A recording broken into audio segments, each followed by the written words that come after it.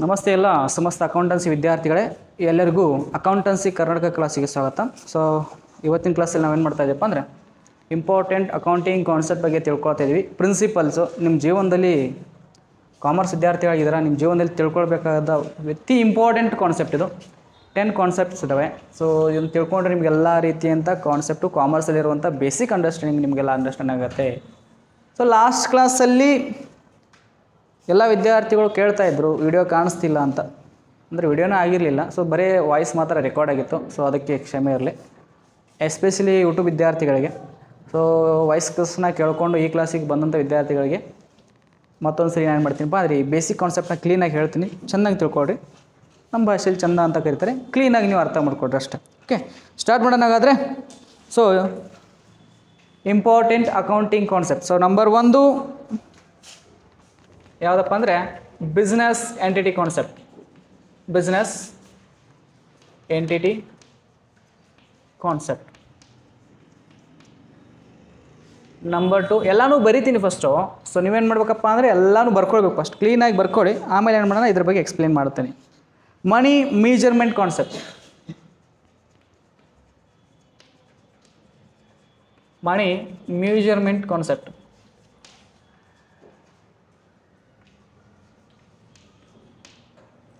Number 3 going concern concept.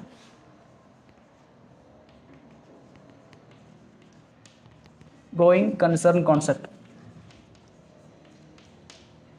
Number 4 accounting period concept.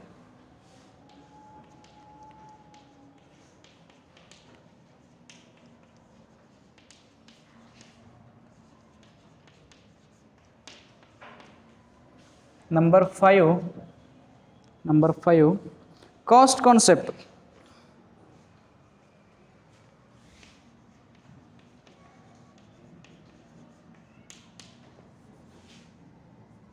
Number 6 dual aspect concept.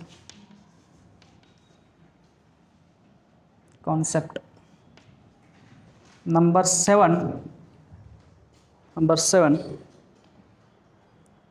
revenue recognition concept.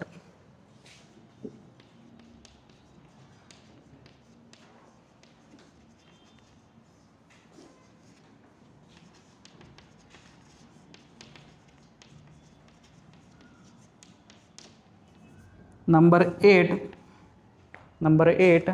matching concept. Matching concept.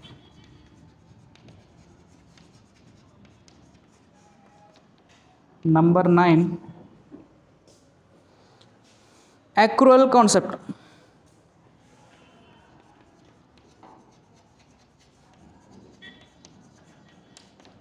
Number 10 objective evidence concept. Objective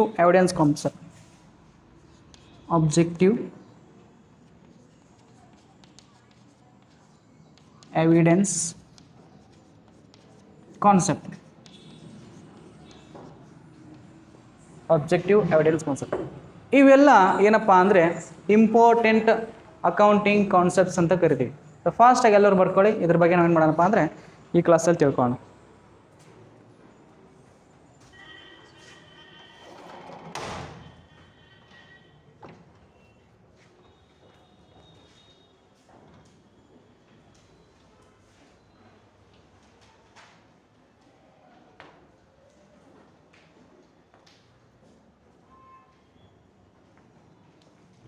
start ಮಾಡೋಣ ಹಾಗಾದರೆ.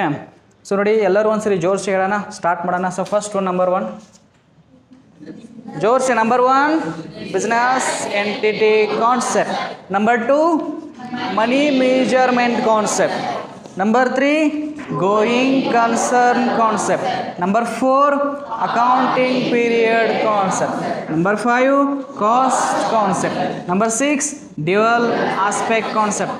Number 7 revenue recognition concept. Number 8 matching concept. Number 9 accrual concept. Number 10 objective evidence concept. ಇವೆಲ್ಲ ಕಾನ್ಸೆಪ್ಟ್ಗಳು, ಪ್ರಿನ್ಸಿಪಲ್ಸ್ಗಳು ಯಾರು ಕೊಟ್ಟಿದ್ರು? Gap. Gap ಅಂದರೆ generally accepted accounting principal. ಎಲ್ಲಿ? AICPA. AICPA ಅಂದ್ರೇನು? ಹಾಂ ಹಾಂ AICPA ಮೀನ್ಸ್ ಹೇಳಿ. ಹಾಂ American institute of certified public accountant ಒಂದು ಸಂಘದಿಂದ ಅಥವಾ ಒಂದು ಕಾನ್ಸೆಪ್ಟ್ ಏನು ಮಾಡಿದಪ್ಪ ಅಂದರೆ ಈ ಒಂದು ಪ್ರಿನ್ಸಿಪಲ್ಗಳನ್ನು, ಸರ್ವಕಾಲಿಕ ಪ್ರಿನ್ಸಿಪಲ್ಗಳನ್ನ ಏನು ಮಾಡಿದಪ್ಪ ಅಂದರೆ ಕೊಟ್ಟಿದ್ದಾರೆ. ಸೊ ನಾವೇನು ಮಾಡೋಣಪ್ಪ ಅಂದರೆ ಇವತ್ತು ಒಂದೇ ಒಂದು ಕಾನ್ಸೆಪ್ಟ್ ಬಗ್ಗೆ ಹೇಳ್ತೀನಿ. ಯಾವುದಪ್ಪ ಅಂದರೆ ಬಿಸ್ನೆಸ್ ಎಂಟಿಟಿ ಕಾನ್ಸೆಪ್ಟ್. ಯಾವುದ್ರ ಬಗ್ಗೆ ಹೇಳ್ತಾ ಇದ್ದೀರಿ? Business entity concept. ಡಸ್ಟ್ ತಗೊಳ್ಳಿ, ಹೆಡಿಂಗ್ ಹಾಕಿ ಬಿಸ್ನೆಸ್ ಎಂಟಿಟಿ ಕಾನ್ಸೆಪ್ಟ್. ಡಸ್ಟ್ ತಗೊಳ್ಳಿ.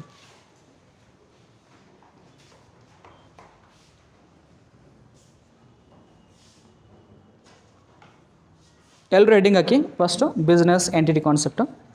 ಇದ್ರ ಬಗ್ಗೆ ಸ್ವಲ್ಪ ಬರ್ಸ್ತೀನಿ, ಅದನ್ನು ಬರ್ಕೊಂಡು ಆಮೇಲೆ ನೆಕ್ಸ್ಟ್ ಹೋಗೋಣ.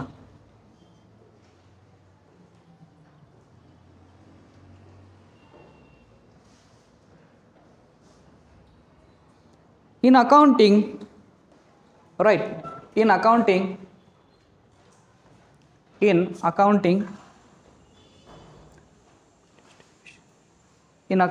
we distinguish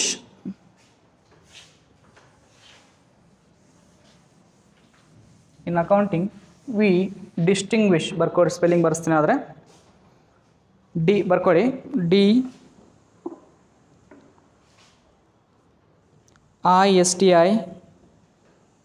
DISTINGU ISH, distinguish. In accounting, we distinguish between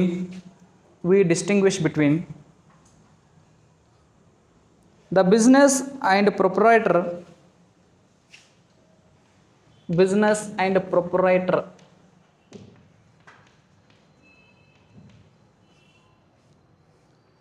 In accounting, we distinguish between, ಅಂದರೆ difference between the business and proprietors. The business and proprietor, full stop.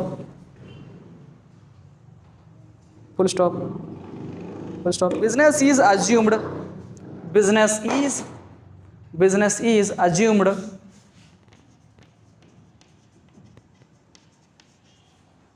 Business is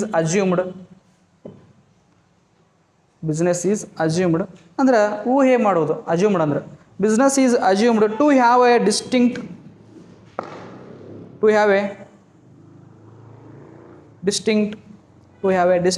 entity,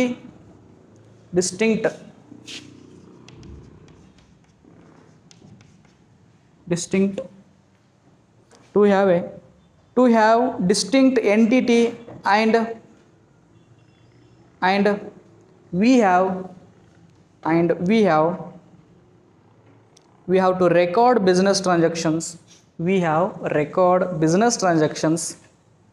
We have to record business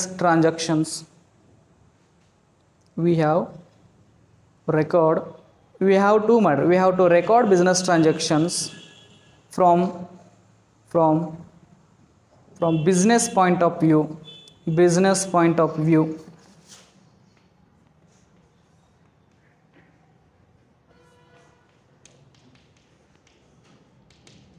Business point of view. Business point of view. And never from the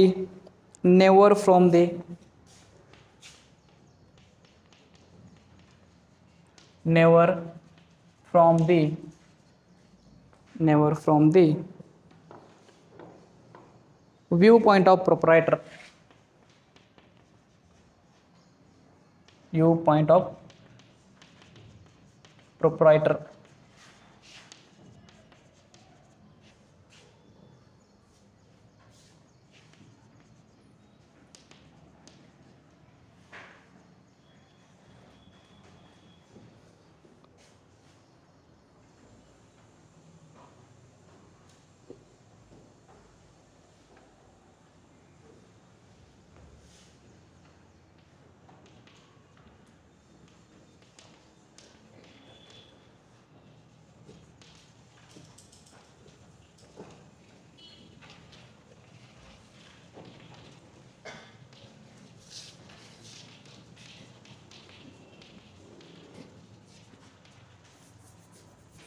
okay. So ನೋಡಿ ವಿದ್ಯಾರ್ಥಿಗಳು ಏನು ಹೇಳ್ತಾರಪ್ಪ ಅಂದರೆ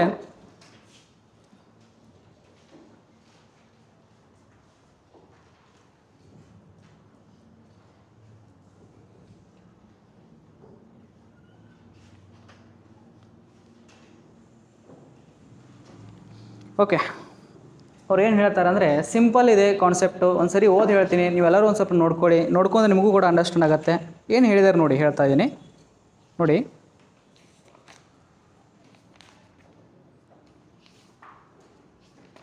okay, ಇನ್ accounting ಬಗ್ಗೆ ಹೇಳ್ತಾ ಇದ್ದಾರೆ. ನಮ್ಮ ಬಗ್ಗೆ ಅಲ್ಲ, ನಮ್ಮ ಪ್ರಕಾರ ನಾವು ಬೇರೆ ಥರನೇ ವಿಚಾರ ಮಾಡ್ತೀವಿ.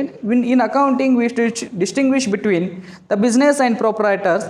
Business is assume to have a distinct entity and we have to record business transaction from the business point of view and never from the viewpoint of proprietors. ಇದರ ಅರ್ಥ ಹೇಳ್ತೀನಿ ನಾನು ಕನ್ನಡದಲ್ಲಿ. ಏನು ಹೇಳ್ತಾರಪ್ಪ ಅಂದರೆ ಡಿಫ್ರೆನ್ಸ್ಗೆ.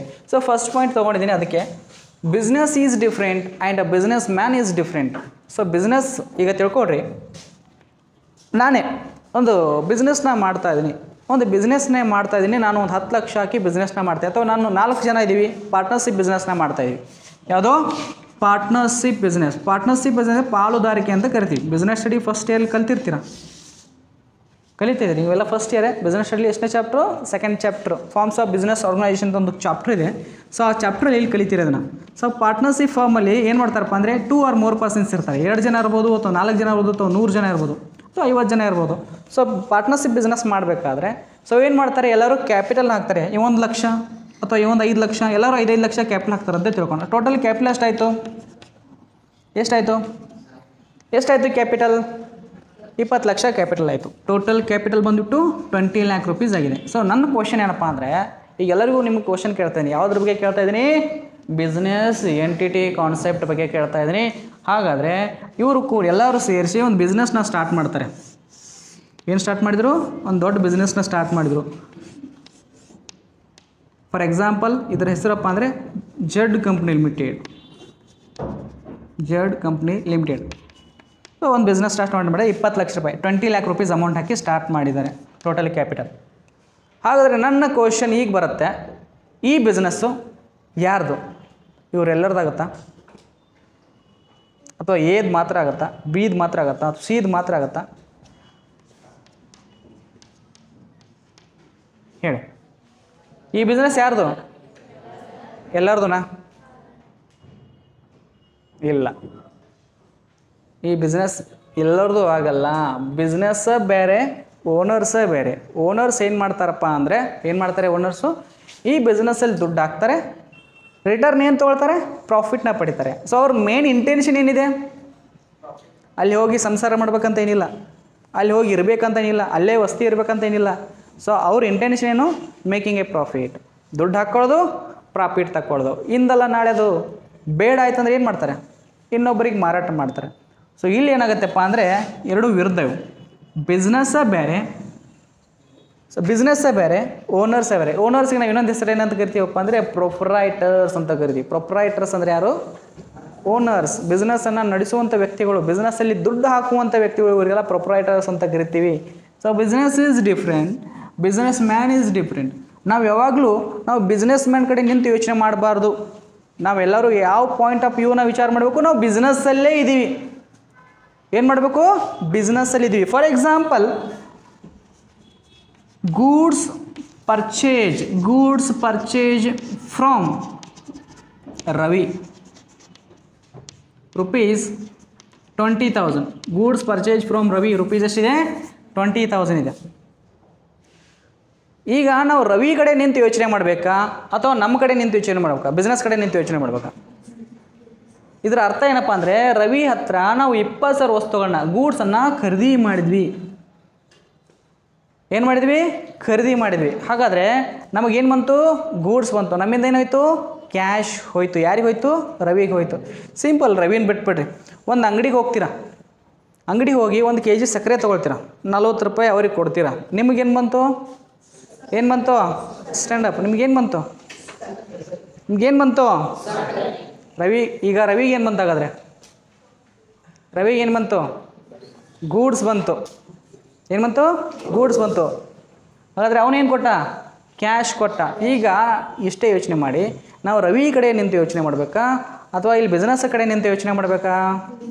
ಬಿಸ್ನೆಸ್ ಕಡೆ. ಅಥವಾ ಓನರ್ ಕಡೆ ನಿಂತು ಯೋಚನೆ ಮಾಡಬೇಕಾ? ಇಲ್ಲ, ಯಾವಾಗಲೂ ನಾವು ಯಾವ ಪಾಯಿಂಟ್ ಆಫ್ ವ್ಯೂವಲ್ಲಿ ಇರಬೇಕು? ಬಿಸ್ನೆಸ್ಸಲ್ಲೇ ಇರಬೇಕು. ನಾವು ಬಿಸ್ನೆಸ್ಸಲ್ಲೇ ಇದ್ದೀವಿ. ಇಲ್ಲಿ ಹೇಳ್ತಾರೆ ನೋಡಿ, ಬಿಸ್ನೆಸ್ ಪಾಯಿಂಟ್ ಆಫ್ ವ್ಯೂ. ಯಾವಾಗಲೂ ನಾವು ಟ್ರಾನ್ಸಾಕ್ಷನ್ಗಳನ್ನ ಯಾವ ರೀತಿ ಮಾಡಬೇಕು? Business point of view. Never from the view point of owners or proprietors. ಯಾವಾಗಲೂ ಓನರ್ಸ್ ಕಡೆ ಆಗಲಿ ಪ್ರೊಪ್ರೈಟರ್ ಕಡೆ ಆಗಲಿ ನಿಂತು ಯೋಚನೆ ಮಾಡಬಾರ್ದು. ಈಗ ಒಂದು ಎಕ್ಸಾಂಪಲ್, ಇವರೆಲ್ಲ ಏನು ಮಾಡಿದರು? 5 ಲಕ್ಷ ಅಮೌಂಟ್ನ ಹಾಕಿದರು. ಎಲ್ಲಿ ಹಾಕಿದರು? ಬಿಸ್ನೆಸ್ಗೆ ಹಾಕಿದರು. ಹಾಗಾದರೆ ಬಿಸ್ನೆಸ್ಗೆ ಇನ್ ಆಯಿತಾ ಔಟ್ ಆಯಿತಾ? ಬಿಸ್ನೆಸ್ಗೆ ಇನ್ ಆಯಿತು. ಈಗ ನಾ ಪ್ರೊಪ್ರೈಟರ್ ಕಡೆ ಬಂದೆ. ಯಾರ ಕಡೆ ಬಂದೆ? ಓನರ್ಸ್ ಕಡೆ ಬಂದೆ. ನಾನು ಬಿಸ್ನೆಸ್ಗೆ ದುಡ್ಡು ಹಾಕಿದೆ. ಬಿಸ್ನೆಸ್ಗೆ ದುಡ್ಡು ಹೋಯ್ತಾ ಅಥವಾ ಬಂತ? ಹೋಯ್ತು. ಬಿಸ್ನೆಸ್ ಮ್ಯಾನ್ ಕಡೆ ನಿಂತಿಲ್ಲ. ನಾನು ಯಾರ ಕಡೆ ನಿಂತೀನಿ? ಬಿಸ್ನೆಸ್ ಮ್ಯಾನ್ ಕಡೆ ನಿಂತೀನಿ. ಇಲ್ಲಿದ್ದಾರೆ ಅವರೆಲ್ಲ. ಅವರು ಬಿಸ್ನೆಸ್ಗೆ ದುಡ್ಡು ಹಾಕಿದರು. ಹಾಗಾದರೆ ಬಿಸ್ನೆಸ್ಗೆ ದುಡ್ಡು ಹೋಯ್ತಾ ಅಥವಾ ಬಿಸ್ನೆಸ್ಗೆ ದುಡ್ಡು ಇನ್ನಾಯ್ತಾ? ಓನರ್ಸ್ ಕಡೆಯಿಂದ ಹೋಯಿತು. ಓನರ್ಸ್ ಕಡೆ ನಿಂತಾಗ ಹೇಳ್ತಿದ್ದೀನಿ. ಓನರ್ಸ್ ಕಡೆಯಿಂದ ಬಿಸ್ನೆಸ್ಗೆ ದುಡ್ಡು ಹೋಯ್ತು. ಸೊ ನಾ ಯಾವಾಗಲೂ ಏನಾಗಬಾರ್ದು? ಓನರ್ ಕಡೆ ನಿಲ್ಲಬಾರ್ದು. ಓನರ್ ಕಡೆ ಯಾವಾಗಲೂ ನಿಲ್ಲಬಾರ್ದು. ಅದೇ ಹೇಳುತ್ತೆ ಬಿಸ್ನೆಸ್ ಎಂಟಿಟಿ ಕಾನ್ಸೆಪ್ಟು. ಏನು ಹೇಳುತ್ತೆ? ನಾವೇನು ಮಾಡಬೇಕು? ಬಿಸ್ನೆಸ್ ಪಾಯಿಂಟ್ ಆಫ್ ವ್ಯೂ ಕಡೆ ನಿಂತು ಯೋಚನೆ ಮಾಡಬೇಕು. ಯಾವುದೇ ಟ್ರಾನ್ಸಾಕ್ಷನ್ ಮಾಡಬೇಕಾದ್ರೂ ಬಿಸ್ನೆಸ್ ಕಡೆ ನಿಂತು. ಈಗ ಓನರ್ಸ್ ನಮ್ಗೆ ಯಾರು? ಇವರು ಸಾಲಗಾರರು. ಇವರೆಲ್ಲ ಯಾರು? ನಮಗೆ ಸಾಲ ಕೊಡ್ತಿದ್ದಾರೆ. ಎಷ್ಟು ಕೊಡ್ತಿದ್ದಾರೆ? 20 ಲಕ್ಷ ಕೊಡ್ತಿದ್ದಾರೆ. ಇಂದಲ್ಲ ನಾಳೆ ತೊಗೊಳ್ತಾರೆ, ವಾಪಸ್ ತೊಗೊಳ್ತಿರ್ತಾನೆ. 4 ಜನ. ಮತ್ತೆ ಈಗ ಒಬ್ಬ ಸತ್ತು ಹೋದ, ಡಿ ಅನ್ನೋನು ಸತ್ತು ಹೋದ. ಅವ್ನು ಕೊಡಬೇಕಿರ್ತಾನೆ. ಅವ್ನು ಕೊಡಬೇಕಾಗಿದ್ದ 5 ಲಕ್ಷ ವಾಪಸ್ ಕೊಡೋದು, ಅವ್ನು ಪ್ರಾಫಿಟ್ ಕೊಡೋದು, ಅವನಲ್ಲೇ ತೆಗೆದು ಹಾಕ್ಬಿಡೋದು. ಸೊ ಎಷ್ಟು ಅನ್ನೋದ್ರ ಅವಾಗ 3 ಜನ ಉಳಿತಾರೆ. ಸೊ ಬಿಸ್ನೆಸ್ ಏನಾಗುತ್ತೆ? ಇವರೆಲ್ಲ ನಮಗೆ ಸಾಲ ಕೊಟ್ಟವರು, ಸಾಲ ಕೊಟ್ಟಂಥ ವ್ಯಕ್ತಿಗಳು. ಅದಕ್ಕೆ ಇವರಿಗೆಲ್ಲ ಏನಾಗ್ತಾರೆ? ನಮಗೆ ಒಂಥರ ಕ್ರೆಡಿಟರ್ಸ್ ಆಗ್ತಾರೆ. ಅರ್ಥ ಆಯ್ತಲ್ಲ? ಸೊ ಇಷ್ಟೇ ತಿಳ್ಕೊಡ್ರಿ. ಈ ಒಂದು ಕಾನ್ಸೆಪ್ಟ್ ಏನು ಹೇಳ್ತೆ ಅಂದರೆ, ಯಾವುದೇ ಒಂದು ಟ್ರಾನ್ಸಾಕ್ಷನ್ ಮಾಡಬೇಕಾದ್ರೆ ಬಿಸ್ನೆಸ್ ಪಾಯಿಂಟ್ ಆಫ್ ವ್ಯೂ ಮಾಡಿ. Never from the point of proprietors ಕಡೆ ನೋಡೋಕೆ ಹೋಗ್ಬೇಡಿ. ಬಿಸ್ನೆಸ್ ಪಾಯಿಂಟ್ ಆಫ್ ವ್ಯೂ ಅಲ್ಲಿ ನಿಂತ್ಕೊಂಡು ನೀವೆಲ್ಲ ಬಿಸ್ನೆಸ್ನ ಮಾಡಿ. ಸೊ ಇಲ್ಲಿ ಸಿಂಪಲ್ ಟಾಪಿಕ್ ಹೇಳ್ತಾ ಇದ್ದೀನಿ. Business is a different and business man is a different. Business man ನಮಗೆ ಸಂಬಂಧ ಇಲ್ಲ. ನಮಗೆ ಬೇಕಾಗಿದ್ದು ಬಿಸ್ನೆಸ್. ಸೊ ಅದೇ ಬಿಸ್ನೆಸ್ ಮ್ಯಾನ್ ತನ್ನ 5 ಲಕ್ಷದಿಂದ ಈ 20 ಲಕ್ಷದಲ್ಲಿ 2 ಲಕ್ಷ ಅಮೌಂಟ್ ತೊಗೊಂಡು ಮನೆಗೆ ಹೋದ. ಇದಕ್ಕೆ ಡ್ರಾಯಿಂಗ್ಸ್ ಅಂತ ಕರಿತೀವಿ. ಹಾಗಾದರೆ ಬಿಸ್ನೆಸ್ ಏನು ಮಾಡ್ತು? ಅವನಿಗೆ ಸಾಲ ಕೊಡ್ತು. ಅದಕ್ಕೆ ಬಡ್ಡಿನೂ ತೊಗೊಳುತ್ತೆ, ಇಂಟ್ರೆಸ್ಟ್ ಆನ್ ಡ್ರಾಯಿಂಗ್ಸ್. ಅವನು ವಾಪಸ್ ಕೊಡಬೇಕಾದ್ರೆ 5 ಲಕ್ಷದ ಜೊತೆಗೆ ಬಡ್ಡಿನೂ ಕೊಡಬೇಕು. ಯಾಕೆ? ಸ್ವಂತ ಅನ್ನತ್ತು ಬಡ್ಡಿ ಕಟ್ಟದೇ ಇರ್ಬೋದಿತ್ತಲ್ಲ. ಇಲ್ಲ, ಬಿಸ್ನೆಸ್ಸಿಂದ ದುಡ್ಡು ತೊಗೊಂಡು ಮನೆಗೆ ಹೋದ ಅಂದರೆ ಅದಕ್ಕೆ ಬಡ್ಡಿ ಕಟ್ಟಲೇಬೇಕು. ಸರಿ, 4 ಜನ ಇದ್ದಾಗಾಯಿತು. ಒಬ್ಬನೇ ಇದ್ದಂದ್ರೆ ಹೆಂಗೆ ಸರ್ ಅಂತ ನೀವು ಕೇಳ್ಬೋದು. ಸಿಂಗಲ್ ವ್ಯಕ್ತಿ ಇದ್ದಾನೆ, ತನ್ನ ಬಿಸ್ನೆಸ್ಸಿಂದ ತಾನೇ ದುಡ್ಡು ತೊಗೊಂಡ್ರು, ಅದು ಡ್ರಾಯಿಂಗ್ಸ್ ಆಗುತ್ತೆ. ಏನಾಗುತ್ತೆ? ಡ್ರಾಯಿಂಗ್ಸ್ ಆಗುತ್ತೆ. ಆ್ಯಸ್ ಪರ್ ಪಾರ್ಟ್ನರ್ಶಿಪ್ ಡೀಡ್ ಅಥವಾ ಆ್ಯಸ್ ಪರ್ ರೂಲ್ಸ್ ಪ್ರಕಾರ ಅವನು ಇಂಟ್ರೆಸ್ಟ್ ಆನ್ ಡ್ರಾಯಿಂಗ್ಸ್ ಕಟ್ಟಲೇಬೇಕು. ಅರ್ಥ ಆಗ್ತಿದೆಯಾ? ಸೊ ಅದಕ್ಕಾಗಿ ಬಿಸ್ನೆಸ್ಸೇ ಬೇರೆ, ಓನರ್ಸೇ ಬೇರೆ. ಈ ಒಂದು ಕಾನ್ಸೆಪ್ಟ್ ಏನು ಹೇಳುತ್ತೆ? Business entity concept. Business is different and owner is different. ಆಮೇಲೆ ಯಾವ ಪಾಯಿಂಟ್ ಆಫ್ ವ್ಯೂ ಅಲ್ಲಿ ಟ್ರಾನ್ಸಾಕ್ಷನ್ ಬೇಕು? We have to do the transaction the business point of view. We do the transaction ಯಾವುದ್ರ ಮಾಡಬೇಕು? ಬಿಸ್ನೆಸ್ ಪಾಯಿಂಟ್ ಆಫ್ ವ್ಯೂ ಮಾಡಬೇಕು. ಬಿಸ್ನೆಸ್ಸಲ್ಲೇ ನೀವು ನಿಂತಿದ್ದೀರಾ, business ಒಳಗಡೆ ನಿಂತು ನೀವು ಟ್ರಾನ್ಸಾಕ್ಷನ್ ಮಾಡ್ತಿದ್ದೀರಾ, ಹೊರಗಡೆ ನಿಲ್ಬಾರ್ದು. ಬಿಸ್ನೆಸ್ ಒಳಗಡೆ ನಿಂತು ಎಲ್ಲ ಟ್ರಾನ್ಸಾಕ್ಷನ್ ಮಾಡ್ತಿದ್ದೀರಾ. ಏನಾದರೂ ಬಂತು ಅಂದರೆ ಬಿಸ್ನೆಸ್ ಪ್ರಕಾರ ನೋಡ್ಕೋಬೇಕು. ಏನಾದರೂ ಹೋದರೆ ಬಿಸ್ನೆಸ್ಸಿಂದನೇ ಹೊರಗೆ ಹೋಗಿದೆ ತಿಳ್ಕೊಬೇಕು. 1-2 ಎಕ್ಸಾಂಪಲ್ ಕೊಡಲಾ? ನೋಡೋಣ, ಟ್ರೈ ಮಾಡಿ.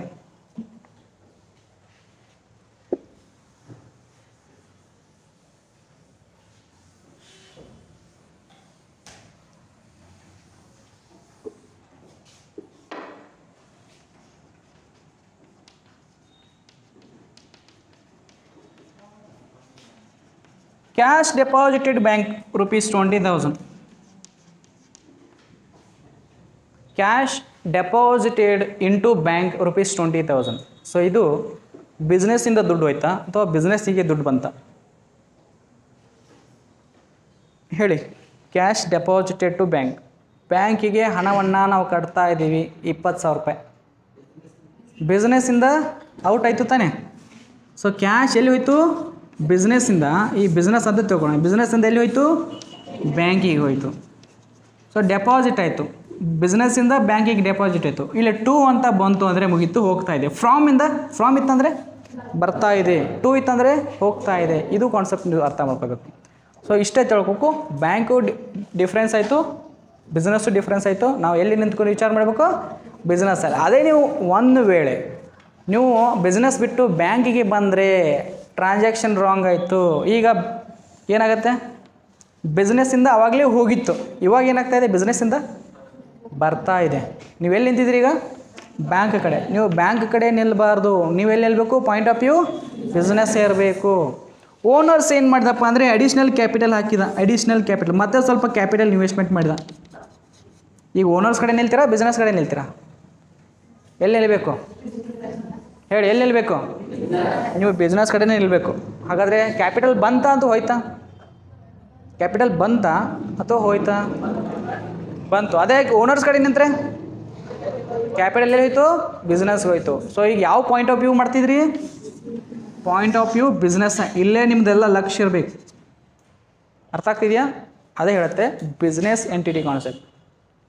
ಓನರ್ಸ ಬೇರೆ, ಬ್ಯಾಂಕ ಬೇರೆ, ಹೊರಗಿನವರೇ ಬೇರೆ. ನಮಗೆ ಬೇಕಾಗಿದ್ದು ಬಿಸ್ನೆಸ್. ನಾವು ಬಿಸ್ನೆಸ್ಸಲ್ಲೇ ನಿಲ್ಲಬೇಕು.